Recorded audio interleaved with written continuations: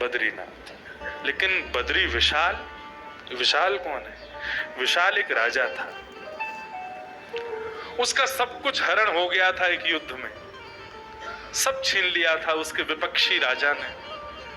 उसको जब पता चला कि यहाँ पर नारायण तपस्या कर रहे हैं लोगों के, मानवों की इच्छाओं की पूर्ति के लिए, तो आ गया।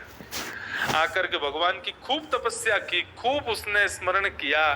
भगवान उसके सामने प्रकट हो गए, बोले क्या वरदान चाहते हो विशाल?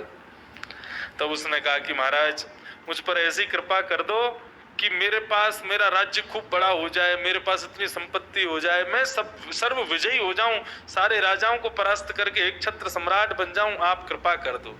भगवान बहुत जोर से हंसे। भगवान बोले यहाँ आकर के तपस्या करके भी भोग विलास की वस्तु मांग रहा है? मेरा दर्शन करके भी तेरे अंदर से भोग नहीं नष्ट हुआ?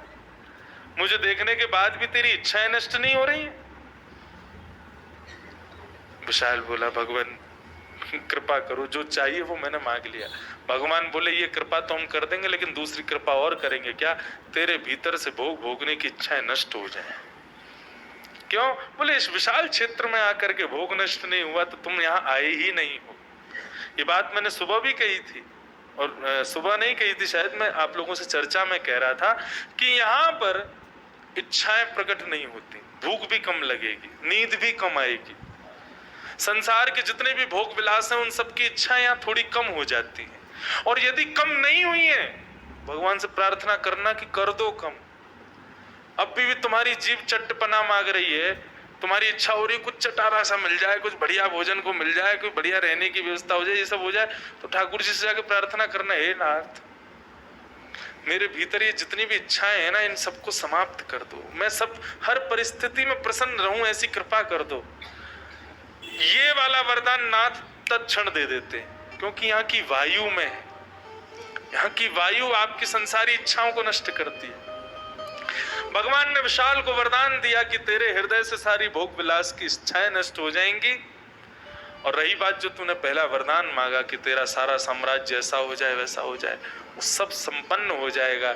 लेकिन तुझे यहाँ से जाने की आवश्यकता नहीं है, तू यहाँ बैठे बैठे जो चिंतन करेगा तेरे राज्य में वैसा हो जाएगा। तू यहीं विराज, मैं तुझसे बहुत प्रसन्न हूँ, तेरी सेवा से बहुत प्रसन्न हूँ, तेरी तपस्या से बहुत प्रसन्न हूँ। और मैं वरदान देता हूँ आगामी समय में जो कोई भी मेरा नाम बोलेगा, अकेले नहीं बोलेगा, सब कहेंगे बद्री विशाल भगवान की जय। तो इसलिए विशाल जो था वो राजा था जिसने ठाकुर जी का यहाँ पर आकर के मुखोल्लास किया, ठाकुर जी की तपस्या के बीच में उनको हंसा दिया, उनको आनंदित कर दिया। तो ठाकुर जी इतने प्रसन्न हो गए कि अपने नाम के आगे उसका नाम जोड़ दिया।